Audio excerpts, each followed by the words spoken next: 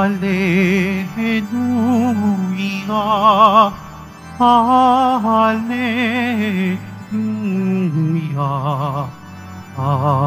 Hallelujah, Hallelujah.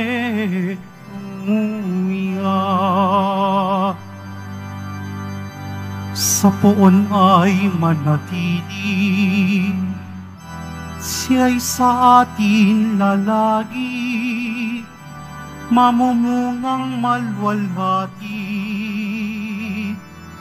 Hallelujah, Hallelujah,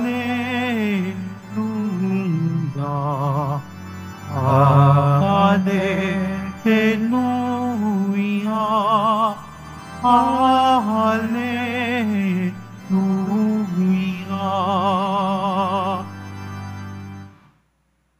Sumainyo ang Panginoon.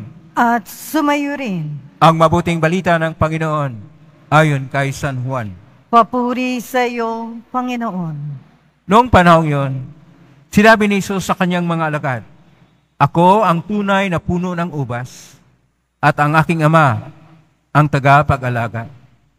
Pinuputol niya ang bawat sangang hindi namumunga, at kanya namang pinuputulan at nililinis ang bawat sangang namumunga upang lalong dumami ang bunga. Nilinis na kayo sa pamagitan ng salitang sinabi ko sa inyo. Manatili kayo sa akin at manatili ako sa inyo. Hindi makapaumunga ang sangang hindi nananatiling nakakabit sa puno. Gayon din naman, hindi kayo makapaumunga kung hindi kayo mananatili sa akin. Ako ang puno ng ubas, kayo ang mga sanga. Ang nanatili sa akin at ako sa kanya, ang siyang namumunga ng sagana, sapagkat wala kayong magagawa kung kayo'y hiwalay sa akin. Ang hindi nanatili sa akin ay itatapon at matutuyo, gaya ng sanga. Ang gayong mga sanga ay titipunin at susunugin. Kung nananatili kayo sa akin at nanatili sa inyo ang salita ko, hingin ninyo ang inyong maibigan at ipagkakaloob sa inyo. Naparangalan ang Ama kung kayo'y namumunga ng sagana at sa gayo'y napapatunayang mga alagad ko kayo. Ang mabuting balita ng Panginoon. Pinupuri ka namin, Panginoong Hesukristo. Magsupo muna tayong lahat. Isang mapagpalang araw po sa inyong lahat. Purihin po natin ang ating Pong Isus Nazareno na nabuhay muli. Nasa ikalimang linggo tayo ng Pasko ng pagkabuhay muli ng ating Panginoong Isus Nazareno sa taon B ng ating pagdiriwang. At ang atin pong tema ay mananatili sa ating Panginoong Hesus Nazareno. Sa atin pong unang pagbasa, ipinapahayag na ang pananatili ay gaya ng ginawa ni San Pablo na nagbago o nagbalik loob, ay buong tapang ipinapahayag ang mabuting balita. At sa ating salmo, ito yung pagpupuri sa Diyos. At sa ating pagbasa sa unang sulat ni San Juan, Kapitulo 3, versikulo 18 hanggang 24, ang pananatili ay ang pagsabuhay, una, ng pag-ibig, hindi sa salita, bagkus sa gawa, at ang pagsunod sa kautusan ng ating Panginoon. Kaya sa ating Ebanghelyo ni San Juan, Kapitulo 15, versikulo 1 hanggang 8, tayo ay pinalahanan ng ating Panginoon na manatili tayo sa Kanya, sapagkat gaya tayo ng sanga na magkaroon ng buhay kapag ka naroon sa puno. Kapag ka mahiwalay tayo sa puno, hindi tayo natili sa Kanya, matutuyo tayo at mamatay. Ano po ang kahulugan ng pananatili sa Panginoon? Sa ating Ebanghelyo ni San Juan, Kapitulo 15, Versikulo 4, ay nakasulat po ang mananatili sa Koine na Griego na minati. Sa Latin naman, maniti. Kaya sinasabi ng ating Panginoon na minati in imoy, kago in himen. Manatili kayo sa akin at ako ang mananatili sa inyo. At itong pananatili ay ipahayag natin na tayo ay bahagi lang ng tunay na puno na pinalagaan ng Ama. Ang tunay na puno na kung saan doon tayo nabubuhay ay nakakapit ay ang ating Poong Hesus Nazareno. Kapag ka oras na tatanggal tayo o tanggalin tayo, hindi na tayo magkaroon ng buhay. Ang kahulugan po sa pananatili sa ating Panginoon ay una sa lahat na tayo ay mga sangalang ng ating Panginoon. Kapag ka tayo ay naging bahagi sa Kanya, mamunga tayo ng sagana. At ito ang pinakamalalim na relasyon natin sa ating Panginoong Jesucristo at magkaroon tayo ng saysay at tunguhin sa buhay dahil nakakabit tayo, naroon tayo sa puno. Kahit sanga tayo, mamumunga tayo ng mabuti. At ito ang pananatili upang tayo magkaroon ng buhay na espiritual sa pamagitan ng ating pananalig, sa ating paglilingkod, at sa ating buhay panalangin.